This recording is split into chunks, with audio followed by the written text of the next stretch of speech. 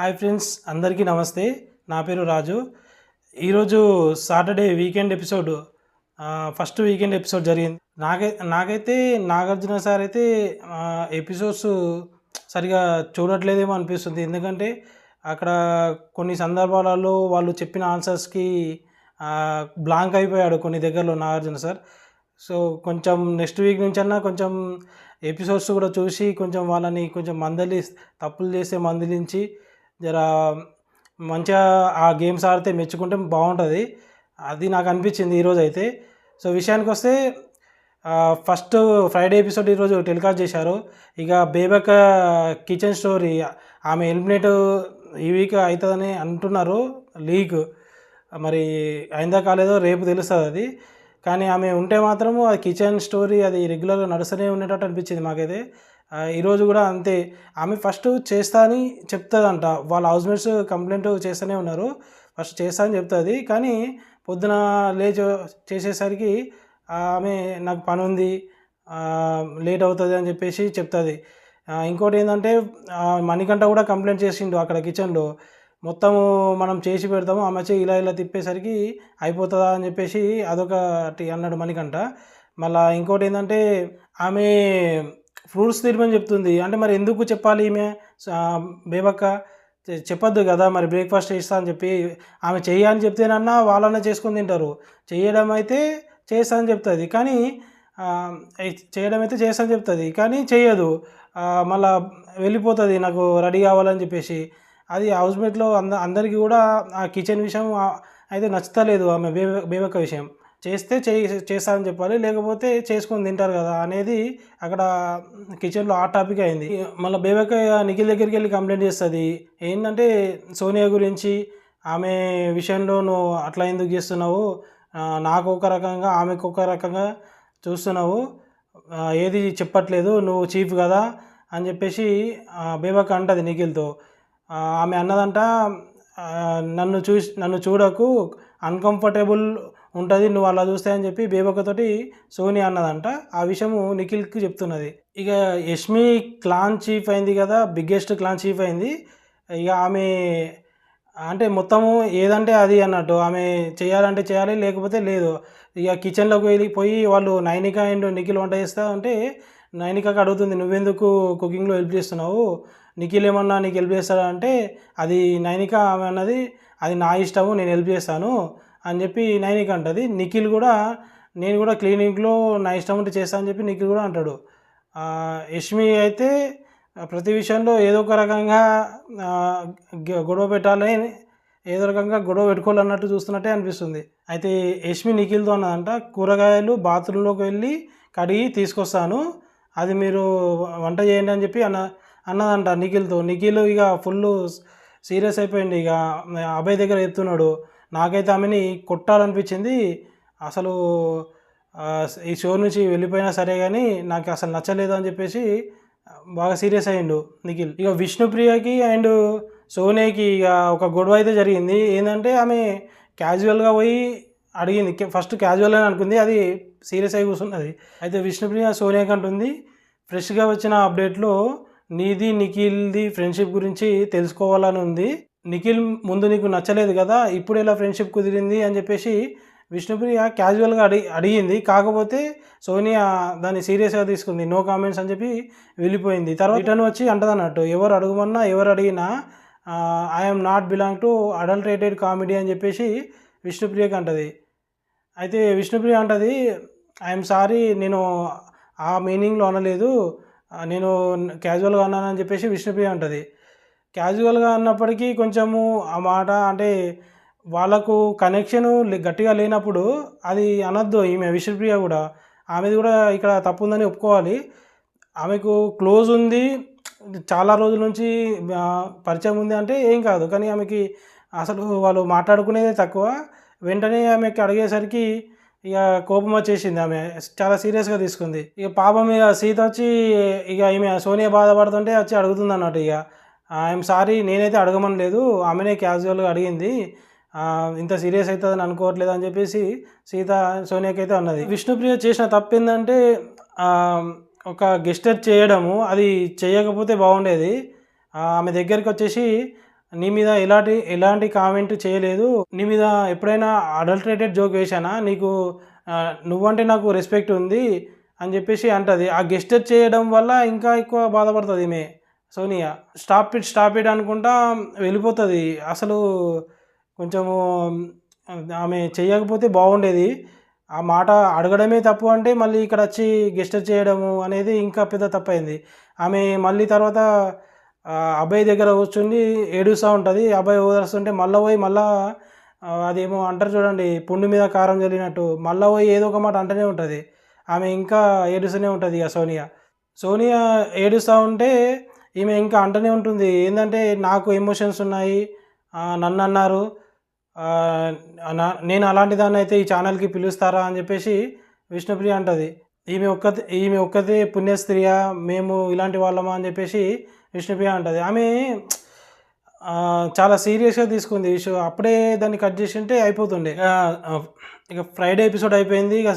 ఇక నాగార్జున సార్ వచ్చారు. ఇక 3 క్లాన్స్ ఎవరైతే చీఫ్లు ఉన్నారో వాళ్ళనైతే ఇక కంగ్రాచులేషన్ చెప్పారు. నైనికకి నువ్వు టాస్క్లు సూపర్ ఆడుతున్నావు, బాగా ఆడుతున్నావు, ఇట్లనే కంటిన్యూ చేయమ్మా అని చెప్పేశాడు. ఇక యష్మికి బిగ్గెస్ట్ క్లాన్ అని చెప్పేసి ఆమెకు కూడా మెచ్చుకోవడం జరిగింది. నిఖిల్కి ఇక నాగార్జున ఇక ముందే మన్మధుడు ఏదో ఒకటి అంటాడు కదా, నిఖిల్ నువ్వు చాలా ఎమోషనల్, నీ గురించి యుద్ధాలు జరుగుతున్నాయి అని చెప్పేసి అంటాడు అన్నట్టు. యుద్ధం ఏంది అక్కడ జరిగింది, సోనియా అండ్ బేబక్క వాళ్ళ ఇష్యూయే, దాని గురించే నాగార్జున సార్ అంటున్నాడు యుద్ధాలు జరుగుతున్నాయి అని చెప్పేసి. వాళ్ళ క్లాన్ గురించి కూడా కామెంట్ చేశాడు, మీది క్లాన్ నేమ్ కెరటం అని పెట్టారు, కానీ కెరటం ముక్కలు అయిపోతుంది, జర చూసుకోండి అని చెప్పాడు నాగార్జున. ఇప్పుడు ప్రతి సీజన్లో నాగార్జున గారు ఏంటంటే కత్తులు గుచ్చుతుండే కదా, ఫోటోలు పెట్టి స్టేజ్ మీద ఒక బోర్డు పెట్టి కత్తులు వాళ్ళ ఫోటోలు ఉంటాయి, ఫోటోలు గుచ్చి వాళ్ళకు దానికి తగిన రీజన్ చెప్పమనేవాడు. కానీ ఈ సీజన్ వచ్చేసి ఇక రివర్స్ చేశారు. ఏంటంటే వాళ్ళే గుచ్చుకోవాలి కత్తులు. ఒక డాగ్లర్ ఉంటుంది, దానికి కత్తులు వాళ్ళ ఒపీనియన్, ఒక 5 రకాల కత్తులు ఉంటాయి, వాళ్ళ ఒపీనియన్ చెప్పి వాళ్ళ మీద ఆ కత్తి అనేది గుచ్చాలి. అయితే 5 రకాల కత్తులను అయితే స్టోర్ నుంచి తీసుకొచ్చారు. ఎవరు? ఆదిత్య ఏంటంటే మనకు ఎక్కువ కనబడట్లేదు. అది నాగార్జున సార్ కూడా అన్నారు ఆదిత్యకి, మాకు కనీసం స్టోర్ రూమ్లోకి వెళ్తేనన్నా కెమెరాలకు కనిపిస్తావు అని చెప్పేసి స్టోర్ రూమ్లోకి పంపించాడు. ఇక అవి తేవడానికి, కత్తులకు సంబంధించినవి ఉన్నాయి కదా, అవి తేవడానికి, టాస్క్ సంబంధించినవి తేవడానికి వెళ్ళాడు అన్నట్టు. ఆ 5 రకాల కత్తులు అయితే తెచ్చారు. వాటి నేమ్స్ వచ్చేసి, ఒకటి తుప్పుపట్టిన కత్తి, దానికి మీనింగ్ ఏంటంటే ఏ పనుల్లో దేంట్లో కూడా కల్పించుకొని వ్యక్తి అన్నట్టు దాని అర్థం. ఇంకో కత్తి వచ్చేసి తోలు తీసిన కత్తి, అంటే మాస్క్ తీసి ఆట ఆడాలని చెప్పేసి దాని మీనింగ్ అంట. ఇంకోటి వచ్చేసి నల్లకత్తి మీనింగ్ వచ్చేసి ప్రతిదానికి విరుద్ధంగా ఆలోచించి ప్రవర్తించే వ్యక్తి అని చెప్పేసి చెప్పారు. ఇంకోటి వచ్చేసి చురకత్తి, ఇంగ్లీష్లో షార్ప్ డాగర్ అంటారు. అది చురకత్తి మీనింగ్ వచ్చేసి ఎదుటి వారిని మాటలతో గుచ్చి చంపే వ్యక్తి అన్నట్టు. అయితే నాగార్జున సార్ వచ్చేసి ఫస్ట్ శేఖర్ భాషను పిలిచారు. శేఖర్ భాషకి నువ్వు ఏ కత్తి తీసుకుంటావు అంటే తుప్పు పట్టిన కత్తి అని చెప్పేసి చెప్తాడు. అది ఎవరికి గుచ్చుతావు అంటే మణికంఠకని చెప్తాడు. మణికంఠకి ఎందుకంటే అతను చెప్పిన రీజన్ ఏంటంటే అతను నెగిటివ్ పర్సను, లాస్ట్ వీక్ మొత్తం కూడా అతను డిప్రెషన్లో ఉన్నాడు, మొత్తము ఫ్లాష్ బ్యాక్ గురించి చెప్పుకుంటూ అదే కోవలా ఉన్నాడు ఈ వీక్ కూడా అని చెప్పేసి చెప్పాడు రీజన్. అప్పుడు నాగార్జున సార్ మణికంఠకు ఇచ్చిన అడ్వైస్ ఏంటంటే, నువ్వు హౌస్లోకి వచ్చింది ఆడడానికి, గేమ్ ఆడు అని చెప్పేసి చెప్పారు. మొత్తం ఫ్లాష్ బ్యాక్ ఏది ఉన్నా కూడా అది మర్చిపోయి నువ్వు ఎలా ఉన్నావో అలానే గేమ్ ఆడు అని చెప్పేసి చెప్పాడు. సెకండ్ విష్ణుప్రియని పిలిచాడు. విష్ణుప్రియ ఏమో చురకత్తి తీసుకుంది. చురకత్తి తీసుకొని సోనియా, ఇంతకుముందు గొడవ జరిగింది కదా, సోనియాకి కూర్చింది. సోనియా అటింగా మాట్లాడుతుంది, కోపం వచ్చినప్పుడు మాట్లాడే మాటలు, ఇచ్చే ట్యాగు అవన్నీ కూడా బాగలేవు అని చెప్పేసి విష్ణుప్రియ చెప్తుంది. ఇంతకుముందు కూడా నేను క్యాజువల్గా అడిగాను, కానీ ఆమె సీరియస్గా తీసుకుంది అని చెప్పేసి చెప్పింది. అప్పుడు నాగార్జున సార్ అన్నారు, మీ ఇద్దరికి పరిచయం లేనప్పుడు అది క్యాజువల్ ఎట్లా అవుతుంది, ఎక్కువ చనువు ఉంటేనే అట్లాంటి మాటలు అనాలి, ఆమె గురించి నీకు తెలియనప్పుడు ఊరుకుంటే బెటర్ కదా, నువ్వు అట్లా అనడం కూడా తప్పే కదా అని చెప్పేసి విష్ణుప్రియకి అన్నాడు. విష్ణుప్రియ సోనియా ఏడుస్తున్నప్పుడు కూడా వెళ్ళి అంటది కదా, అయితే నాగ సార్ అంటాడు, నువ్వు ఆమె ఏడుస్తుంటే కూడా వెళ్ళి గుచ్చినట్టు మాట్లాడినావు, ఆమె ఏడుస్తున్నప్పుడు వదిలేసి అయిపోతుంది కదా, నువ్వు అట్లా చేయడం కూడా కరెక్ట్ కదా అని చెప్పేసి చెప్తారు. నాగ్ సార్ సోనియాతో అంటారు, ఎక్కువ సోనియా కుక్కర్ గురించి మాట్లాడుతుంది కదా, అన్ని కుక్కర్లు ఒకలా ఉండవు, అలాగే అందరు మనుషులు అందరి ఎమోషన్స్ ఒకలా ఉండవు, అది అర్థం చేసుకోకుంటే పప్పు మాడిపోతుందని చెప్పేసి ఒక కామెంట్ అయితే చేసిండు. ఇక నెక్స్ట్ నైనికని పిలిచారు. నైనికని పిలిస్తే ఆమె డబుల్ సైడెడ్ డాగర్ తీసుకుంది, అంటే రెండు వైపులా పదునున్న కత్తిని తీసుకొని యష్మికి కూర్చింది. ఏంటంటే యష్మి కన్ఫ్యూషన్ రూమ్లో ఆ డిసిషన్ తీసుకుంది కదా, మొత్తం క్లీనింగ్ నైనిక వాళ్ళకి ఇచ్చింది కదా, ఆ రీజన్ తీసుకొని చెప్పింది. అయితే నాగ్ సార్ అన్నారు, మరి కన్ఫెషన్ రూమ్లో నువ్వు క్వశ్చన్ చేయొచ్చు కదమ్మా, నీకు మొత్తము క్లీనింగ్ పని మీకే అప్పు చెప్పినప్పుడు నువ్వు అడిగేది ఉండే, అప్పుడు ఎందుకు క్వశ్చన్ చేయలేదు అని చెప్పేసి నాగ్ సారు మన నైనికకు అన్నాడు. అప్పుడు సీత కూడా పక్కన సీతకు కూడా అన్నారు, మీరు అడగచ్చు కదమ్మా, మీకు ఇబ్బంది అయినప్పుడు మీరు మీ చీఫ్కి అడగచ్చు కదా, ఎందుకు అడగలే అని అంటే, ఆ కన్ఫెషన్ రూమ్లో జరిగింది మాకు తెలియదు అని చెప్పేసి సీత చెప్పింది. మరి బయటకు వచ్చినాకన్నా అడగచ్చా అంటే, ఇక ఆమె చిన్నపిల్ల కదా, అందుకే ఏమనలేకపోయినామని చెప్పేసి సీత అయితే నాగార్జున సార్కి చెప్పింది. నెక్స్ట్ బేబక్కని పిలిచారు. బేబక్క పిలిస్తే ఆమె డబుల్ సైడ్ డాగరే తీసుకుంది, అంటే రెండు వైపుల పదునున్న కత్తి తీసుకుంది, అది నిఖిల్కి గుచ్చింది. నిఖిల్ విషయంలో లీడర్షిప్ క్వాలిటీస్ నచ్చాయి, అందుకే వాళ్ళ క్లాన్లోకి వెళ్తా అని చెప్పిన, కాకపోతే ఏమైందంటే అతను ఇష్టంగా రిసీవ్ చేసుకున్నట్టు నాకు అనిపించలేదు. సోనియా కావాలి అన్నాడు. సోనియా విషయంలో నాకు కెమిస్ట్రీ కుదరట్లేదు, ఆమె వైపు చూస్తే నా వైపు అట్లా చూడకు, నాకు కంఫర్టబుల్ లేదు, అన్కంఫర్టబుల్ ఉంది అని చెప్పేసి చెప్తుంది అని చెప్పేసి బేబక్ అయితే చెప్పింది. టీంలో ఉండాలనిపిస్తలేదు, నాకు లీడర్షిప్ నచ్చట్లేదు అంటే నాగ్ సార్ అన్నారు, మరి బయటకు వచ్చేసి నీకు నచ్చినప్పుడు ఆ టీంలో ఎందుకు ఉంటావు అని చెప్పేసి బ్యాన్స్ తీసేయమని చెప్పి చెప్తాడు. నెక్స్ట్ అభయ్ని పిలిచారు. అభయ్ ఏంటంటే తోలు తీసే కత్తి తీసుకున్నాడు.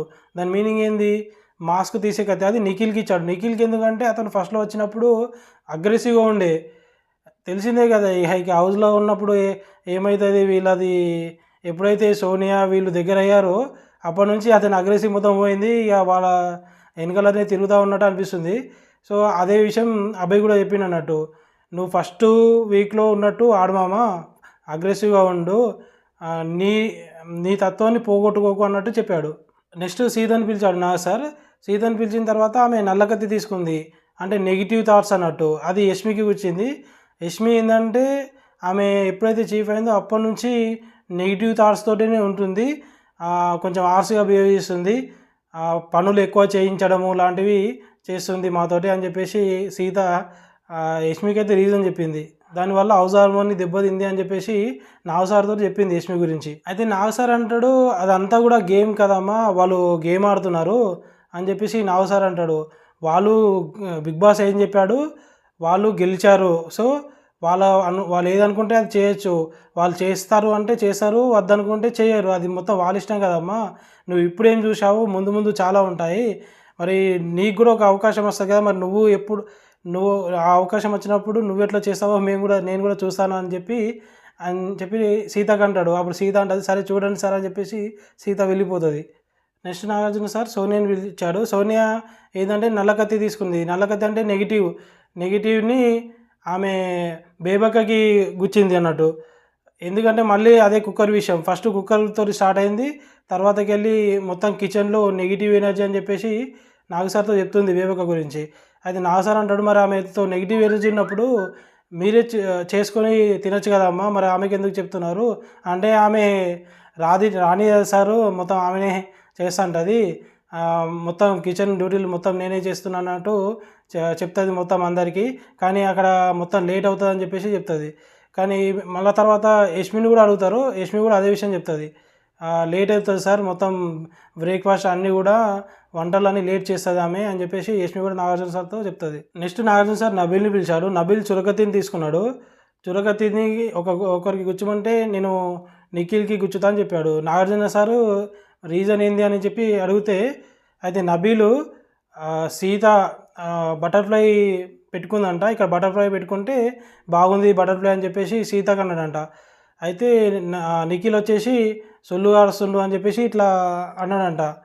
సో అది సీత కూడా చూసిందంట. తర్వాత సీతను కూడా అడిగారు, అవును సార్ నిజమే, నిఖిల్ అట్లా అన్నాడు అని చెప్పేసి చెప్పింది. వీళ్ళు భయపడుతుండే, ఏంటంటే అది బయటకి ఎట్లా పోర్ట్రే అవుతుంది అని చెప్పి భయపడుతుంది. కాకపోతే అది మనకి ఎవరికి కూడా చూపెట్టలేదు. లైవ్లో ఉన్న వాళ్ళకి మరి చూపెట్టారో లేదో తెలియదు.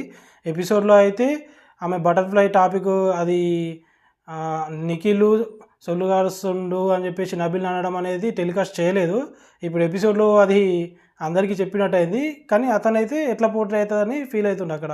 అయితే నాగు సారు ప్రేరణను పిలిచాడు. నెక్స్ట్ ప్రేరణ వచ్చేసి నాగు సార్ ఇక ప్రేరణకి ఏమన్నాడంటే అసలు కనబడట్లేదు వాగుడుకాయ అన్నారు, నాకు అసలు కెమెరాలకే కనబడట్లేదు అంటే ప్రేరణ అంటది కెమెరాలు నా వైపు చూడట్లేదు అన్నట్టు ప్రేరణ అంటది.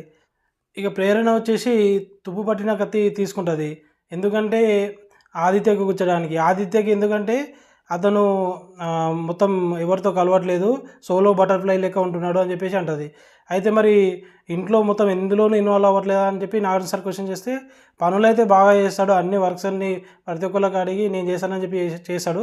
కాకపోతే ఒక పెద్ద మంచి క్యారెక్టర్ లెక్క అయితే ఉండట్లేదు, ఎక్కడైనా గొడవ జరిగినా ఏదైనా కూడా ఇన్వాల్వ్మెంట్ లేదు అతనిది అని చెప్పేసి ప్రేరణ కత్తిని అయితే గుచ్చుతుంది. సార్ నెక్స్ట్ మణికంఠని పిలిచాడు. మణికంఠ ఏమంటాడంటే యష్మికి డబుల్ సైడర్ కత్తి గుచ్చుతాడు.